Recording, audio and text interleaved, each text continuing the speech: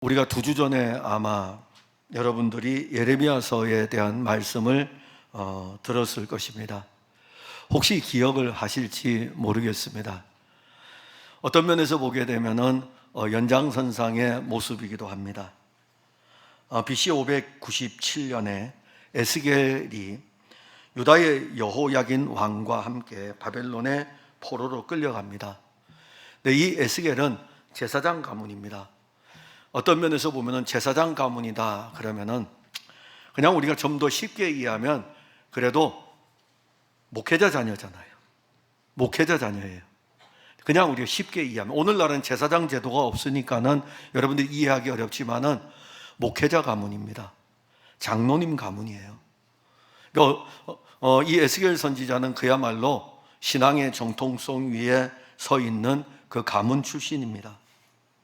그런데 이 에스겔이 바벨론에 포로로 끌려갔는데 나이가 30살이 되었을 때 여호와 하나님의 말씀을 전하는 자로 부름을 받게 됩니다. 그래서 이제 선지자가 되는 거예요. 제사장 가문인데 제사장으로 서야 되지만은 제사장에다가 더 얹어가지고 여호와 하나님의 말씀을 전하는 자로 선지자로 부름을 받습니다.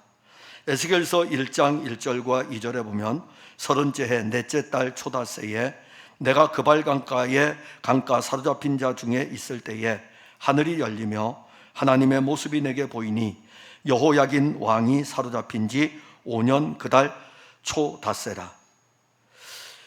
여호야긴 왕이 포로로 끌려갈 때 에스겔 선지자도 함께 포로로 끌려갔습니다. 그리고 그가 포로로 끌려간 지 5년의 시간, 바벨론 땅에 있은 지 5년의 시간이 지났을 때에 그는 하나님의 말씀을 선포하는 자로 세움을 입게 됩니다. 에스겔 선지자를 하나님께서 세우고 난 다음에 하나님이 하실 일들을 환상으로 보여주셔요. 그래서 에스겔서를 보면 환상에 대한 것들이 많이 나옵니다. 이 환상에 대한 것들을 보여주시면서 환상을 보여주시면서 장차 여호와 하나님이 이루실 일들을 나타냅니다. 그리고 이 에스겔 선지자가 이 환상들을 쭉 보고 있는데 여러분들이 이제 에스겔서를 읽다 보면 그 환상의 핵심이 뭐냐면 장차 이루어질 새 예루살렘에 대한 하나님의 영광입니다. 그러니까 에스겔서의 핵심은 뭐냐 하면은 유다 나라는 멸망을 당하고 예루살렘 성은 회파되고 성전은 무너졌을지라도 여호와 하나님께서 이루실 새 예루살렘과 그리고 영원한 성전이 있을 것에 대해서 보여주는 말씀이 에스겔서입니다. 그러니까 에스겔은 그러한 영광의 날들을 이 믿음으로 바라보면서 또 하나가 주어지는 말씀이 있어요. 그 영광의 나라들을 보여줄 뿐만이 아니라 유다 백성들이 어떠한 죄를 지었는지 그 죄를 낱낱이 지적을 합니다. 심지어요, 보여주는 환상 가운데서는요, 성전의 벽 사이에 숨어 있는 모든 죄악들 안 보이죠. 벽 사이에 뭐가 있는지 어떻게 합니까? 하나도 안 보이죠. 그런데 벽 사이에 보이지 않는 그 모든 더럽고 추악한 죄악들을 낱낱이 하나하나 다 고발하고 그 죄를 지적을 합니다. 그러면서 내가 이렇게 새 예루살렘을 세우고 이 영원한 영광 중으로 죄 가운데 있는 너희들을 끄집어서 이 새 예루살렘에 이르게 할 것을 알려주면서 돌아오기를 촉구합니다. 그러니까 에스겔서는요, 우리에게 영원한 나라에 대한, 영원한 성에 대한 놀라운 비밀을 우리에게 알려줍니다. 이 세상을 살아가는 여러분, 이 세상과 비교할 수 없는 영원한 세상이 우리에게 보여주는 거예요. 이 말씀을 통해서 이것은 하나님의 약속입니다. 성경은 하나님의 약속이에요. 그래서 신약, 구약이라 그러는 거죠. 하나님의 약속은 그리스도 안에서 이루어졌습니다. 에스겔서를 볼 때 에스겔서를 단편적으로만 보지 마시고 장차 그리스도를 통해서 이루실 그 영광의 나라를 우리는 보는 것입니다. 그러니까 말씀이 우리에게 증거되어질 때에, 이 말씀을 읽을 때에 주의 영은 이 말씀을 통해서 우리를 어디까지 이끌어가냐면 환상 가운데 보여준 그 새 예루살렘에 대해서 그 영원한 영광으로 우리를 이끌어 갈 것입니다.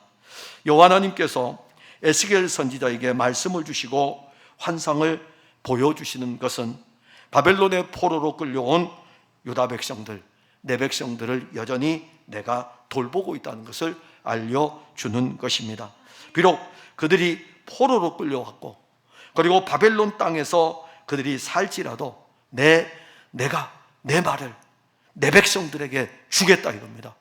얼마나 은혜입니까? 이 세상을 살아가는 우리들에게 여호와 하나님이 우리에게 말씀하여 주시니 이게 얼마나 은혜입니까? 말씀이 단절되어 있다고 생각해 보세요. 3년 동안 코로나 시기에 얼마나 힘들었습니까? 자유로웠죠.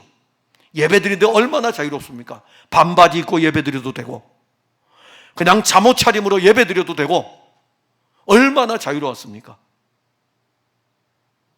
말씀을 들을 때에 소파에 기대서 들어도 되고 말씀을 들을 때에 물이 먹고 싶어가지고 물 먹으러 가서 물도 오면서 들어도 되고 얼마나 자유로웠습니까? 코로나 시기에. 그런데 그것마저 끊어졌으면 어떻게 될 뻔했습니까?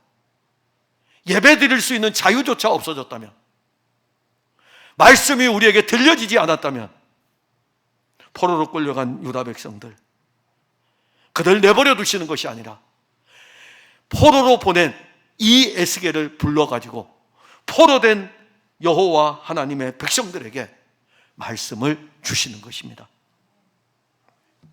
에스겔서 4장을 보면은요, 이게 어떤 말씀인지 아십니까? 여호와 하나님께서 에스겔 선지자에게 주시는 말씀은 이거예요. 토판을 가져오라 이겁니다. 토판, 진흙으로 판을 만들어서 가져오라 이겁니다.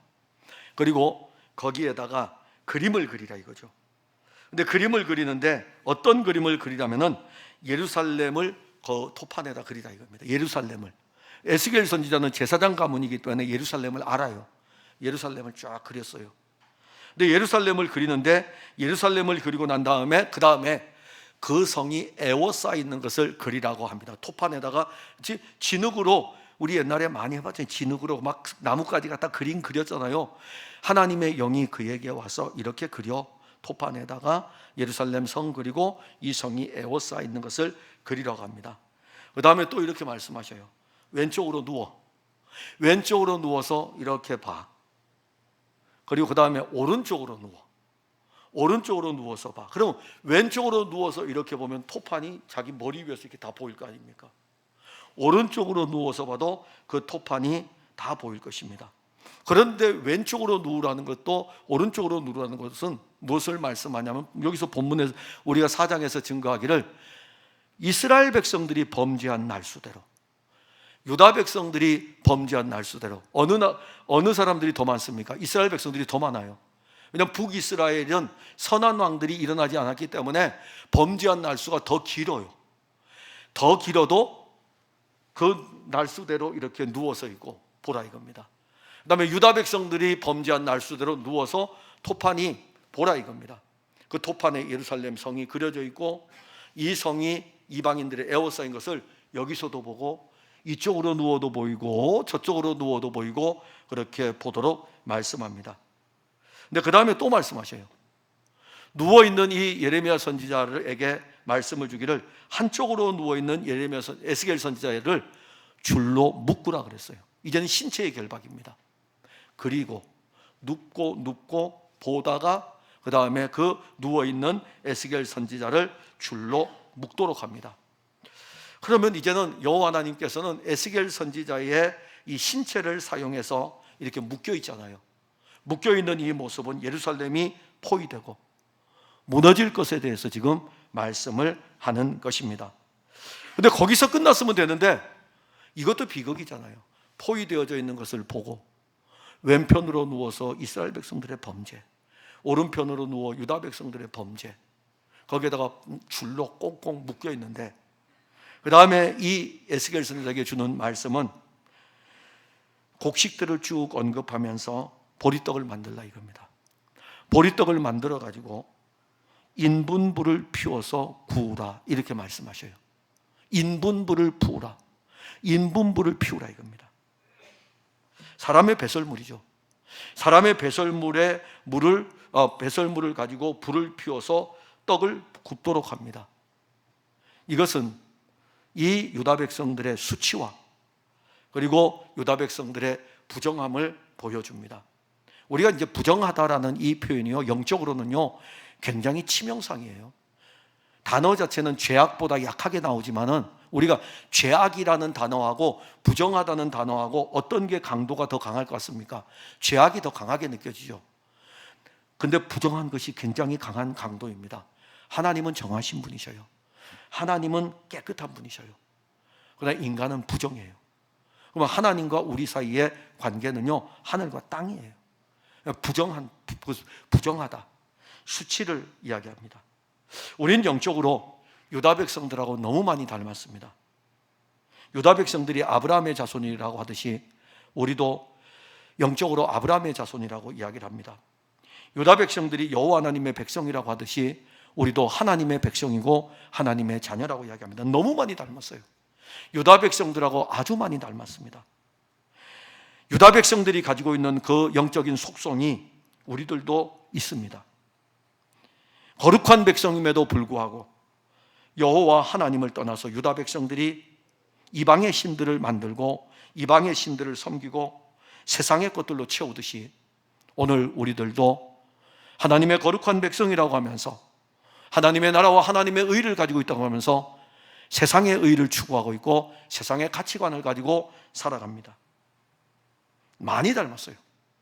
아주 둘이 손잡으면은 희희낙낙하면서 죄악의 소굴로 그냥 즐거이 들어갈 것입니다. 오늘 여호와 하나님은 우리에게 우리의 죄악을 고발하고 있습니다.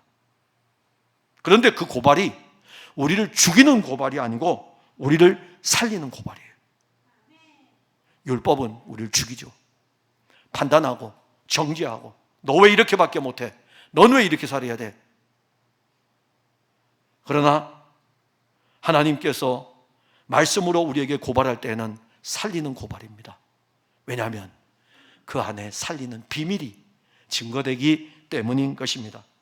그래서 오늘 여러분들이 보게 되면 에스겔 선지자에게 인분불을 피워서 떡을 구우라고 했을 적에 하나님, 나 정말 신앙생활 잘했거든요. 내가 그래도 제사장 가문 출신인데요. 잘했어요. 에스겔 신앙생활 진짜 잘했어요. 그리고 나 이제 30살이 돼가지고 제사장 곧 될 텐데 제사장은 30살부터 성전에 드나듭니다. 나 이제 좀 있으면 성전에도 들어가고 내가 얼마나 이 일을 위해서 준비하고 있었는데 하나님 나요 부정한 거요 만지지도 않았고요 부정한 거 불법 이런 거 행한 적도 없는데 내가 인분불에 이 더러운 배설물에 내가 떡을 구워서 먹어야 되겠습니까? 라고 하니까 하나님이 그래 아시잖아요. 그래 그럼 쇠똥에 구워 먹어. 인분불 대신에 쇠똥에 구워 먹으라고 말씀합니다. 이게 은혜예요. 이게 은혜라는 것입니다. 오늘 이 말씀을 듣는 자들에게 인분불에 떡을 굽는 게 쇠똥에 떡을 굽는 거 더 넘어가지고 오늘 우리에게 성령의 불에다가 그리스도의 떡을 구워서 먹는 은혜가 있기를 바랍니다. 자, 그러면 이제 인분불은 무엇을 가리키냐면은 유다 백성들의 수치를 가리켜요. 12절에 보면 너는 그것을 보리떡처럼 만들어 먹되 그들의 목전에서 인분불을 피워 구울지니라. 이미 제가 말씀드렸듯이 에스겔 선지자는 토판의 예루살렘 성을 그렸어요. 그리고 그 성을 누운 채로 보고 있었습니다. 그의 몸은 밧줄로 동여매진 상태입니다. 그리고 이제 여호와 하나님이 에스겔 선지자에게 그 상태로 왼쪽으로 누워서 390일 동안 먹도록 합니다. 왼쪽으로 누워서 390일 동안 먹는 거예요. 토판의 예루살렘 성이 이방 나라에 에워싸여 있는 그림이 있습니다. 거기에다가 밧줄로 묶여있는 상태입니다.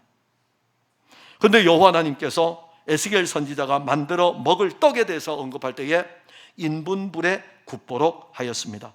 사람의 배설물. 근데 하나님은 이 인분을요 부정하다고 했어요. 인분을 부정하다.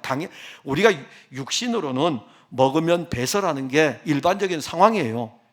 그런데 영적인 의미로 우리에게 올 때에 이 인분을 하나님은 부정하다고 했습니다. 그래서 이 인분을 처리할 때는 어디다 처리하죠? 공동체 진영 밖으로 가는 거예요. 공동체 진영 안에 안 둡니다. 나병 환자가 발생하면은 이 나병 환자는 부정 환자예요. 어디다 보냅니까?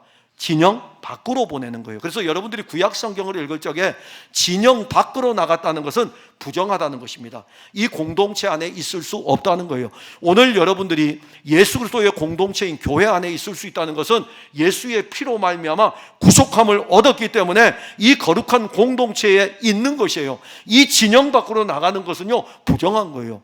그러면 초기 기독교 공동체 성도들이 제일 무서워했던 게 뭘까요? 중세 시대에 성도들이 제일 무서워했던 게 뭘까요? 출교입니다. 우리 교회 나오지 말라 이겁니다. 나오지 말라 이거예요. 그게 출교예요. 그 공동체 밖에서 떠나는 것입니다. 신명기 23장 12절 13절에 보면 내 진영 밖에 변소를 마련하고 거리로 나가되 내 기구에 작은 삽을 더하여 밖에 나가서 대변을 볼 때에 그것으로 땅을 팔 것이요 몸을 돌려 배설물을 덮을지니. 이게 여러분들 살아가는 삶에서 배설할 때에 이렇게 배설하라고 그거 알려주려고 그럽니까? 아니죠. 여기에 공동체 밖으로 나가서 그 일을 하라는 것은 이 배설물이 사람의 배설물을 통해 가지고 부정함에 대해서 알려주는 것입니다. 그런데 여호와 하나님께서 이 말씀을 가장 잘 알고 있을 제사장 가문 출신인 에스겔에게 인분불로 떡을 구우라고 말씀하시는 거예요. 그러면 에스겔 선지자가 그 말씀을 들을 때에 여호와 하나님을 향하여 무엇이라고 이야기할까요? 지금 인분불에다가 떡을 구워 먹으라는 것은 그 떡이 아무리 거룩한 떡이라 할지라도 인분불에 태우는 순간은 그 떡은 부정한 떡이 되는 것입니다. 여러분들이 혈루병으로 앓는 여인을 알 것입니다. 근데 유출병이라고 그러죠. 구약에서는 유출병인데 피를 흘리는 자는 부정한 자이니라. 그러면 여인이 피를 흘리고 있어요. 이 여인이 누구에게 손을 댑니까? 예수님에게 손을 대잖아요. 그러면 이 여인이 손 닿는 것마다 다 부정하거든요. 이 여인이 예수님에게 손을 딱 댔다고요. 그런데 이 여인이 고침을 받지 못하면 문제가 심각해져요. 근데 이 여인이 손을 대는 순간 누가 고침을 받습니까? 이 여인이 고침을 받잖아요. 누가 고쳐줍니까? 예수님의 정함이 이 부정함을 고쳐주신 거예요. 그리고 예수님은 정하신 분이에요. 예수님은 깨끗한 분이셔요. 그런데 이 여인이 예수님에게 손을 딱 대니까는 이 여인이 손을 대면 예수님이 부정해야 되는데 예수님의 능력이 이 여인에게 와서 예수님의 깨끗함이 이 여인을 고쳐준 것입니다. 늘 주님 만지는 거예요. 십자가의 은혜인데요, 뭐. 언제나 가까이 가서 그분의 피를 만지면 돼요. 그분의 피는 우리에게 쏟아져 있는 피입니다. 그 피가 우리 안에 흐르지 않습니까?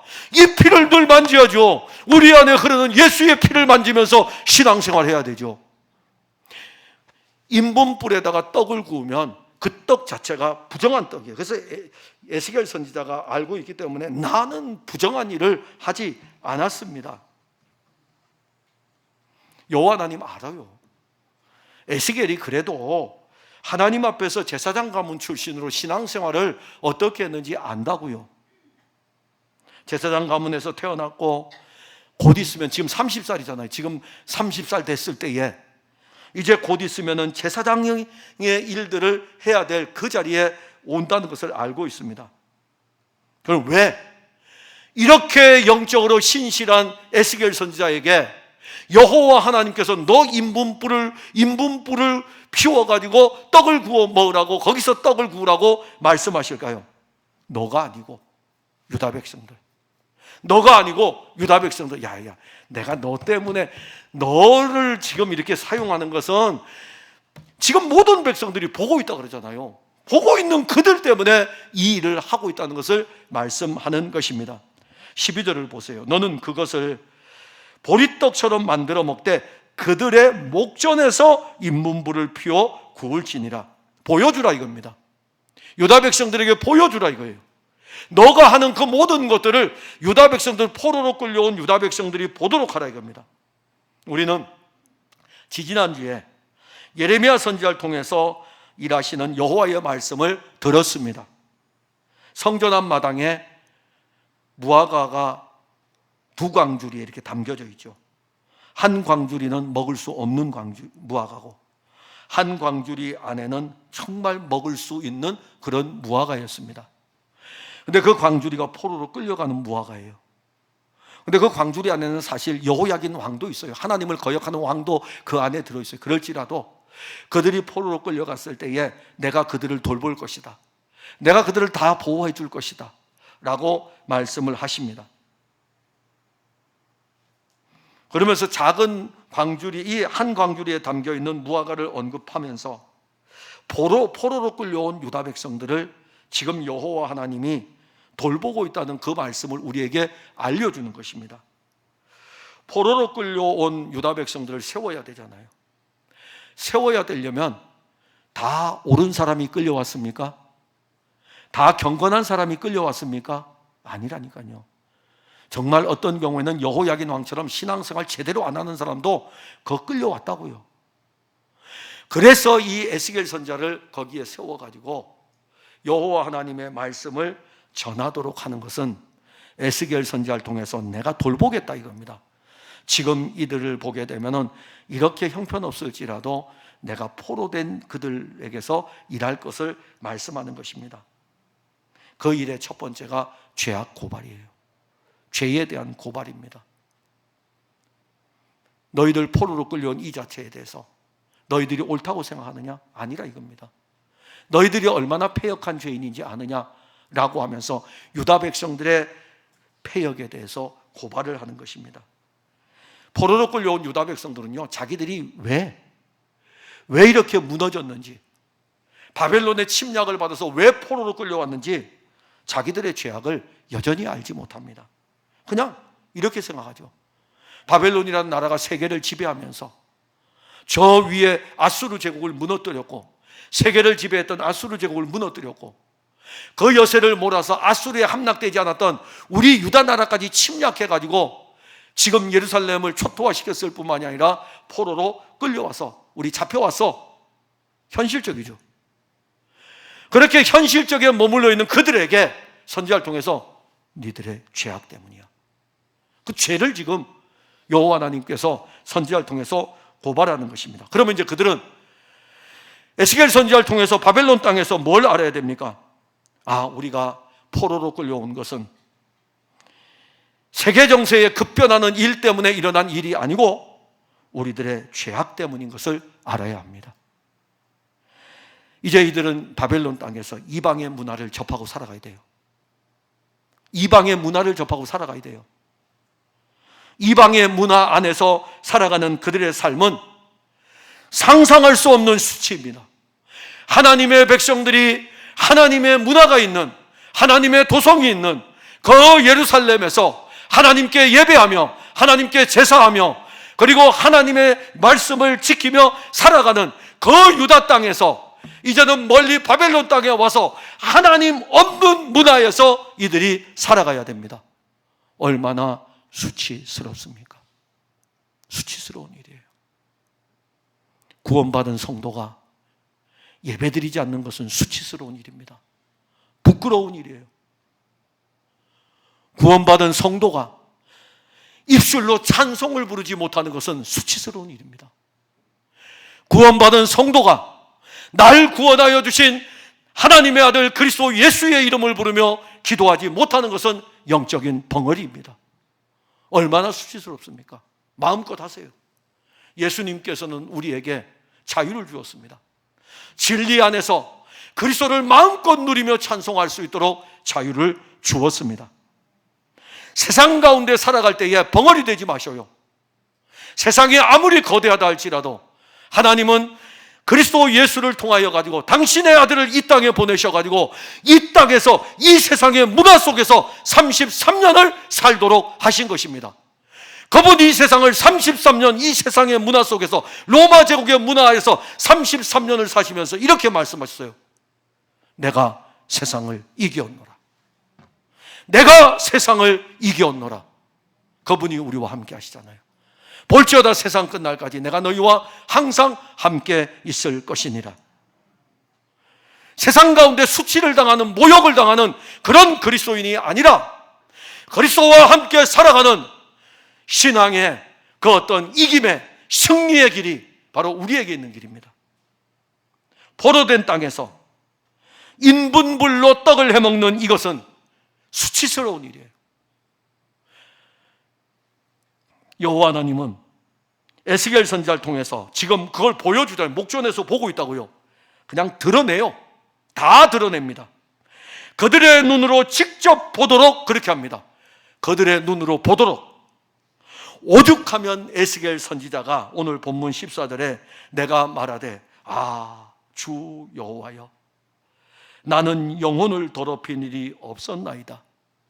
어려서부터 지금까지 스스로 죽은 것이나 짐승에게 찢긴 것을 먹지 아니하였고 가증한 고기를 입에 넣지 아니하였나이다. 그런데 나더러요, 이 부정한 인분에 불을 붙여가지고 떡을 구워 먹으라고요. 어려서부터 내가 그렇게 한 일이 없는데, 혹 여러분들도 지금 이렇게 말씀이 주어질 때는 에스겔 선지자처럼 이렇게 고백하겠죠. 하나님, 나는요 어려서부터 교회를 다녔습니다. 엄마의 품에 안겨 교회 다녀서 유아 세례 받았습니다. 하나님, 내 그래도요 주일학교 출신입니다. 하나님, 저 SFC 운동원입니다. 나 이렇게 신앙생활 해왔는데요, 내가 부정하다고요? 참, 우리는 그렇게 이야기하죠. 하세요. 정말 여러분들이 가진 영적인 당당함을 가지고 주님 앞에서, 주님, 나 원래 수치스러운 존재예요. 그런데 어머니 품에 안겨서 교회를 다닌 지 30년, 40년, 이제 오늘 50년, 60년까지 이르는 동안에 나는 교회 강단에서 통하는 그리스도의 말씀을 듣고 은혜를 입었습니다. 내가 예수의 피로 구속함을 얻었는데 왜 나보고 인분불에다가 불을 피워가지고 떡을 만들어 먹으라고 말씀하시는 것입니까? 에스겔 선지자처럼 당당하게 영적인 고백을 할 수 있는 여러분들이 되면 참 좋을 것 같습니다. 그러니까 에스겔 선지자가 지금 고백하는 거예요. 사실 이 고백 속에 우리가 알아야 될 것은, 하나님 보여주시는 것은요, 에스겔 선지자의 신체를 사용해 가지고 모든 사람이 포로로 온 유다 백성들이 보고 있으니까 그들의 부정함을 지금 알려주고 있는 거예요. 우리의 죄악으로 인하여 수치를 당하는 것을 우리가 알아야 합니다. 바벨론이라는 이 거대한 세상에서 하나님의 백성으로 살아가면서 장차 우리에게 이루어질 새 예루살렘의 영광을 보지 않고 이 세상에다가 영원한 거처를 만드는 일은 수치스러운 일입니다. 하나님은 그리스도 안에서 우리에게 영원히 멸망하지 않을 영원한 예루살렘을 만들어 놓고 계십니다. 그리고 우리에게 이것을 선물로 주셨습니다. 우리는 이 세상을 살아가면서 그 영원한 도성을 바라보며 간다고 하면서도 이 땅에다가 자기가 영원히 살 것처럼 영원한 거처를 자기가 만들려고 그래요. 아니, 만들어 놨다니까요. 여러분들 다 걱정하지 마셔요. 이 세상에 집값들이 얼마나 지금 올라가고 있습니까? 평당 가격도 막 올라가고 있다고요. 집 짓기 힘든 시대예요. 거처 만들려고 노력하지 마세요. 그보다 더 큰 그 아름다운 예루살렘 성을 만들고 우리에게 선물로 주신 것입니다. 그런데 언제부터인지 바벨론의 가치관, 세상의 가치관이 우리 안에 들어와서 이 가치관이 누구와 똑같아졌습니까? 불신자들의 가치관과 똑같이 되었습니다. 그래서 이제 이 바벨론이라는 이 세상에 살아갈 때 이야기하다 보면 예수 믿는 사람이나 예수 안 믿는 사람이나 가치관이 똑같아요. 베드로후서 2장 22절에 보면 참된 속담에 이르기를 개가 그 토하였던 것에 돌아가고 돼지가 씻었다가 더러운 구덩이에 도로 누웠다 하는 말이 그들에게 응하였도다. 예수 그리스도의 피로 말미암아 거룩한 백성이 되었는데 개가 그 토하였던 것에 돌아간다. 돼지가 씻었는데 더러운 구덩이에 다시 눕는다. 이게 뭡니까? 예수 그리스도로 말미암아 구속함을 얻어서 하나님의 거룩한 백성이 되었는데 다시 세상에 눕는 거예요. 다시 세상으로 돌아가는 것입니다. 이 수치 아닙니까? 부끄러움 아닙니까? 그리스도인이 세상의 가치관을 사는 것은, 세상의 가치관을 가지고 살아가는 것은 수치스러운 일입니다. 세상은요, 우리가 하나님 나라의 가치관을 가지고 살지 못하도록 끊임없이 유혹을 합니다. 오죽하면 예수님께서 이렇게 말씀하실 거예요. 먹을 거, 입을 거, 마실 거 똑같다 이겁니다. 먹고 입고 마시는 것은 예수 믿는 사람이나 안 믿는 사람이나 똑같아요. 염려하는 거 또 똑같아요. 세상 사람도 먹을 거, 입을 거, 마실 거 염려하듯이 교회 다니는 사람도 먹을 거, 입을 거, 마실 거 염려해요. 문제는 세상 사람들은 그 염려 거기로 끝나는 거죠. 그리스도인은요, 여기에서 예수님 주신 말씀, 이 모든 것을 너희에게 주겠다. 너희는 하나님의 나라와 하나님의 의를 구하라. 내가 이제 왔으니까 나를 통해서 하나님의 뜻을 구하면서 신앙생활을 하라 이겁니다. 다 주겠다. 다 주겠다고요. 다시 눕지 말라 이겁니다. 개가 토한 것으로 돌아가고 돼지가 씻었다가 그 더러운 구덩이에 다시 들어가는 그런 신앙생활 하지 말라 이겁니다.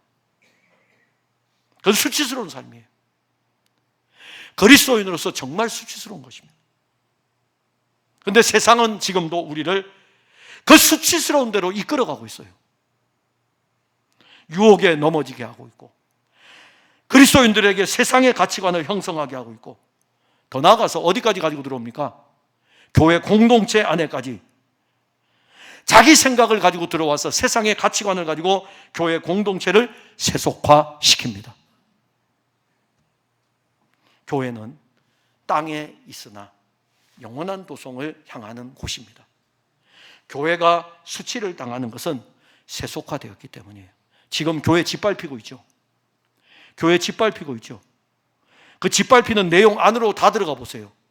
교인들 모이면 돈 얘기하고, 교인들 모이면 권력 얘기하고, 우리하고 다 똑같다 이겁니다. 그냥 예수님 이야기하셔요. 예수님 이야기하셔요. 당신 이 세상에서 그렇게 떵떵거리고 살아도 예수 안 믿으면 지옥 갑니다. 우리 다른 가치관을 가지고 있잖아요. 다른 가치관이 우리에게 있지 않습니까? 그리고 우리는 이 세상이 끝이 아니잖아요.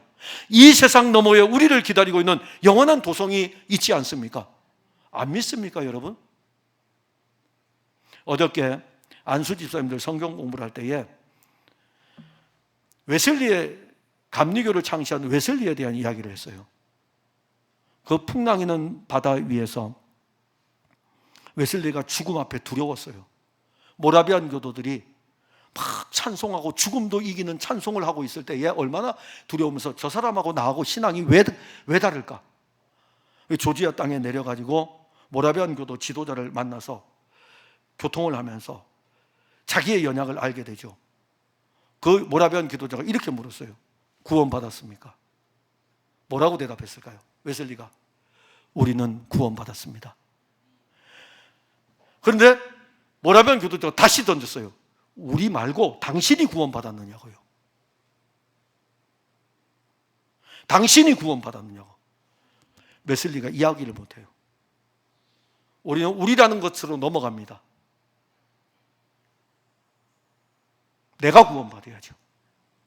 내가 죄사함 받은 것이고, 내가 예수의 피로 죄사함 받은 것이고, 내가 구원받은 것 아닙니까? 왜 우리는 우리라는 공동체로 도매금으로 넘어가려고 합니까? 우리 자신의 구원을 다시 한번 살펴보세요. 그러면 구원받은 성도는 이 땅이 끝입니까? 아니면 이 땅 아닌 새로운 예루살렘이 있습니까? 새 예루살렘이 있지 않습니까? 그럼 이 땅에서 그리스도인으로 당하는 세상에 대한 모든 것들에 대해서 수치를 당할지라도 우리가 가야 할 길이 있다는 것을 우리가 알아야 되지 않겠습니까? 너무 세속화되어 있어요. 그 부분을 지금 지적을 하는 거예요. 그런데 또 하나가 있어요. 지금 예레미야 선지자가 이것을 보여주는 것은 유다 백성들이 죄악으로 무너져 내렸다는 것을 알려줍니다. 16절 17절에 보면 또 내게 이르시되 인자야 내가 예루살렘에서 의뢰하는 양식을 끊으리니 백성이 근심 중에 떡을 달아 먹고 두려워 떨며 물을 되어 마시다가 떡과 물이 부족하여 피차에 두려워하여 떨며 그 죄악 중에서 쇠폐하리라. 이 쇠폐한다는 뜻이 뭐냐면은 녹아내린다는 것입니다. 지금 계절이 딱 알맞겠네요. 그죠? 어떤 아이스크림은 아주 딱딱해가지고 녹아내리는 게 덜한데 제가 좋아하는 아이스크림은 이게 흐물흐물한 아이스크림을 좋아해서 그런지 금방 녹아내리더라고요. 들고만 있으면은 아이스크림이 녹아내려요. 너무 뜨겁기 때문에. 쇠폐하다라는 단어가 녹아내린다는 뜻입니다. 쇠폐하리라는 단어는 소멸돼서 없어진다는 거예요. 쇠폐하다라는 이 단어는 쇠잔하는 거예요. 점점점 쇠하여지는 것입니다. 근데 이 말씀을 우리가 보게 되면 체력이 약해가지고 녹아내리는 것이 아니고 내적으로 외적으로 모든 것이 무너진 상태를 이야기하는 것입니다. 유다에 남아있는, 지금 이 말씀을 주는 것은 포로로 끌려온 사람들의 수치, 그 다음에 유다에 남아있는 이 백성들은 지금 멸망을 앞에 두고 있습니다. 아직 완전히 항복한 건 아니에요. 그래서 쇠폐하리라, 지금 이 유다에 있는 이 예루살렘 성이 무너져 녹아져 내릴 것에 대해서 말씀하는 것입니다. 그러면 예루살렘에 있는 유다 백성들은 무엇으로 무너집니까? 오늘 본문에 보면은요, 먹을 것이 없어 무너질 것이다 이렇게 말씀했어요. 에스겔 선지자가 BC 597년에 포로로 끌려갔습니다.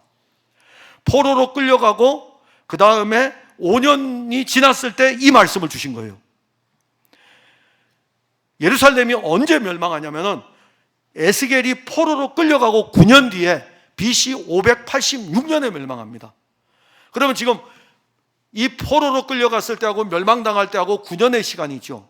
요 중간 시간에 5년의 시간에 여호와 하나님이 에스겔 선지자에게 지금 이 말씀을 주신 거예요. 그러면 예루살렘은 지금 어떨까요? 여유가 있겠죠, 좀. 왜냐하면 시드기야 왕이 나라를 통치합니다. 잠시 동안은 바벨론이 2차 침략하고 숨을 고르는 시기였어요. 자, 이 숨을 고르는 시간에 예루살렘의 숨통은 이제 터졌어요. 그래서 그들이 예루살렘에서 먹고 마시며 살고 지냅니다. 그런데 이 앞으로 남은 시간은 4년밖에 안 남았는데 에스겔 선지자에게 임박한 진노에 대해서 말씀을 주시는 것이에요.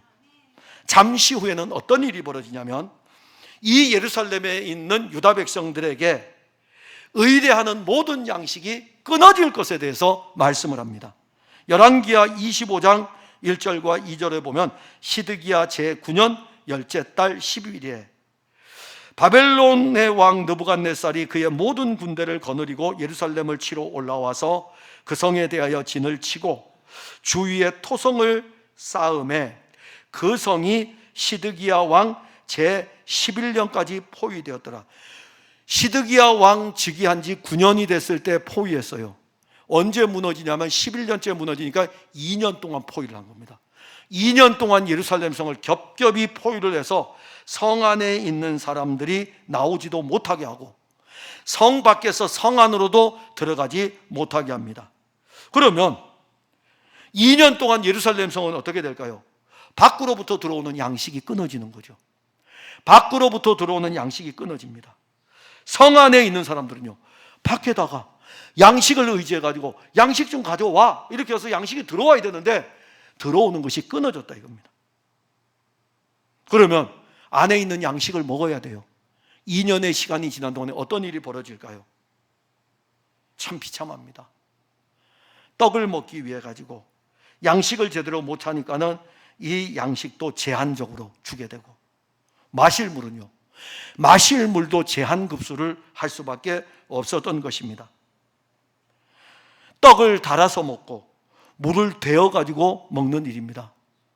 아마도 우리 몽골 단기 선교를 다녀온 1차 선교 때, 그 1차 단기 선교 몽골을 다녀왔을 때 그 몽골에서 우리가 그 선교지 을지트 교회에서 경험을 했을 것입니다. 우물이 없어가지고, 물이 없어가지고 양치를 할 때에 페트병에다가 물을 받아놓고 구멍을 뚫어가지고 물 똑똑똑 떨어지게 해가지고서, 왜냐면 페트병 하나 가지고 우리 같으면은 양치하고 페트병 하나 푹 하고 뱉으면 되는데 이게 한 사람이 다 쓰면 안 되니까는 양치해가지고 제한급수예요. 그야말로 제한급수입니다. 바로 예루살렘 성이 지금 그러한 상태로 들어갔습니다. 비참하죠. 그러한 삶이 얼마나 비참합니까? 아마 몽골 단기 선교를 다녀온 분들은 알 거예요. 물이 없으니까는 물티슈 가지고 자기 몸들을 닦았다고요. 비참하죠. 그래서 단기 선교 일정 마치고 딱 하루 쉬는 시간이 이제 주어졌어요. 거기에서 1시간 동안 울란바토르에서 1시간 동안 쫙 얼치트해서 1시간 정도 쭉 나가면 테렐지 강가가 있다고요. 물에 들어가자마자 얼마나 좋습니까? 몸 씻는데 얼마나 좋습니까? 그러니 지금 이 예루살렘의 이 상황을 보면은 비참한 삶에 이르게 됩니다. 그런데 이 비참함도 곧 있으면 앞으로 4년 정도의 시간이 지나면 무너지게 될 것입니다. 예루살렘 그렇게 무너져요. 예루살렘 그렇게 함락될 것입니다. 그런데 그보다 더 큰 문제는 먹을 것과 마실 것이 없어 기근으로 굶어 죽는 그런 일보다 더 무서운 것이 하나 남아 있습니다. 바로 유다 백성들이 하나님께 저지른 죄악입니다. 죄악이에요. 그 죄악으로 인해서 그들의 영적인 상태는 어떻게 되냐면 일어설 힘조차도 없을 정도로 녹아내리는 것입니다. 그게 바로 쇠폐하리라. 얼마나 큰 문제입니까? 유다 백성들은 자기들이 죄악을 저지르고 있는 것을 모르고 있어요. 그들은 여호와 하나님께 범죄하였음에도 불구하고 우리는 아브라함의 자손이라고 이야기를 합니다. 우리는 하나님의 백성이라고 이야기합니다. 우리는 다윗 왕국의 혈통을 가지고 있다고 이야기하고 있고 하나님 결코 우리를 버리지 않을 것이라고 생각을 합니다. 그들은 자기들의 부와 명예를 얻기 위해서라면은 하나님 아닌 다른 신들을 섬기면서도 우리는 하나님의 백성이라고 이야기하는 거예요. 바알을 섬기고 아세라를 섬기고 그모스 신을 섬기고 주변에 있는 하여튼 잘 되는 모든 신들은 다 데리고 와서 그 신을 섬기면서도 우리는 하나님의 백성이라고 하는 거예요.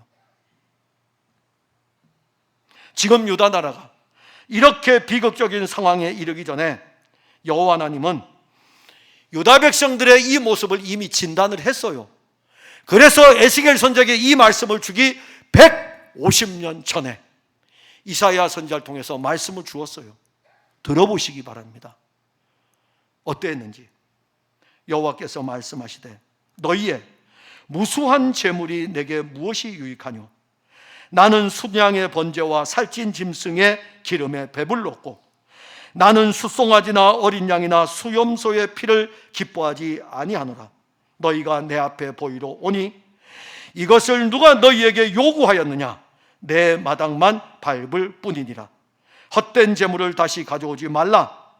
분향은 내가 가증히 여기는 바요 월삭과 안식일과 대회로 모이는 것도 그러하니 성회와 아울러 악을 행하는 것을 내가 견디지 못하겠노라.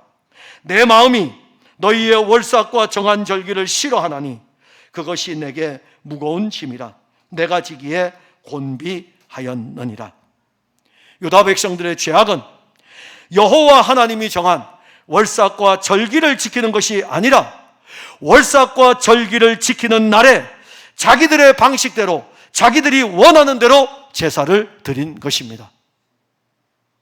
이렇게 이들은 여호와 하나님의 성전의 마당만 밟았어요.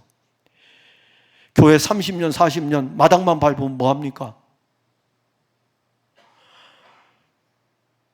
이 풍성한 교회 여러분들 이 자리에 30년 40년 앉아 있어서 뭐 하려고요? 하나님 그러시거든요. 나 너 가증하게 예배드리는 거 싫어. 나 너 가증하게 예배드리는 거 싫어. 나 지겨워. 심지어 이렇게 말씀하는 거죠. 나 너의 찬송도 듣기 싫어. 나 너의 기도조차도 듣기 싫어. 넌 내게 와서 마당만 밟잖아. 내가 언제 너에게 그걸 요구했느냐? 오죽하면 내가 언제 너에게 그걸 요구했느냐? 하나님이 예배를 왜 주셨을까요? 하나님이 제사를 왜 주셨을까요? 은혜 주기 위해서 주신 거 아닙니까? 은혜는 받지 못하고 의무로 나오니까는 내가 언제 요구했느냐? 내가 너에게 언제 이 요구했느냐? 하나님 말씀하셨어요. 근데 왜 이 말씀을 하실까요? 얼마나 영적으로 하나님 답답하면, 우리의 신앙생활하는 모습을 보고 답답하면, 유다 백성들의 이러한 모습을 보고 답답하면 예루살렘이 멸망되기 150년 전에 이사야 선지자를 통해 가지고 이 말씀을 주신 것이겠습니까? 150년이 지났다고요. 예레미야 선지자를 보내서 말씀했는데도 안 들어요. 또 에스겔 선지자를 보내서 말씀했는데도 또 안 들어요. 몰라요. 내가 무슨 죄를 저질렀는데, 내가 하나님의 백성인데, 내가 무슨 죄를 저질렀는데 깨닫지를 못하는 것입니다. 말씀이 150년 전부터 이사야 선지자, 예레미야 선지자, 에스겔 선지자 듣지 아니하니까 쇠폐해지는 거죠. 영적으로 녹아내리는 거예요. 영적으로 녹아내려 버리는 거예요. 다 녹아지는 것입니다. 자기들의 소견에 옳은 대로 신앙을 생활을 하던 유다 백성들의 영적인 상태가 다 녹아져 내렸습니다. 그들은 세상의 풍습을 따랐어요. 세상 나라의 문화에 이미 종교의 잠식이 되었습니다. 세상의 이치가 하나님의 말씀보다 더 옳게 여겨졌습니다. 그리고 여호와 하나님이 보낸 선지자의 이야기는 한 귀로 듣고 한 귀로 흘려보냈습니다. 만일 우리가 믿음 생활을 이렇게 한다면 우리의 신앙도 한여름에 아이스크림이 녹아내리듯이 그렇게 녹아내릴 것입니다. 이것이 영적인 쇠폐입니다. 우리는 유다 백성들이 당하는 비극의 아픔을 모를 것입니다. 유다 백성들도 이사야 선지자가 예언할 때만 해도 지금 이렇게까지 비극적인 상황에 이를 것은 상상도 못했어요. 왜냐하면 150년 전의 일이니까 설마 150년 뒤에 그렇게 일어날 줄은 아무도 상상하지 못했던 것입니다. 역사를 주관하시는 하나님은 우리의 앉고 일어섬을 아실 뿐 아니라 우리의 생각까지도 아십니다. 그래서 하나님은 이사야 선지자를 보내고 예레미야 선지자를 보내고 바벨론 땅에서는 에스겔 선지자까지 보내신 것입니다. 여호와 하나님은 때가 되었을 때, 이게 은혜는 계속 공급이 됩니다. 선지자 보내면 은혜예요. 그런데 하나님은 이제는 때가 되니까 자기 백성들을 구원하기 위해서 누구를 보냅니까? 선지자들이 여호와의 말씀을 받았다면 말씀이신 그분이 하나님의 아들이 오시지 않습니까? 그런데 그들은 또 어떠합니까? 하나님의 아들이 육신을 입고 이 땅에 왔을 때 아브라함의 자손이라고 하는 그들은 누구를 거절합니까? 녹아내려 버리니까 예수님 거절하잖아요. 예수님 거절하잖아요. 예수를 안 믿잖아요. 그들은 예수님 말씀에 귀를 기울이지를 않습니다. 늘 성경 가지고 그러는 거죠.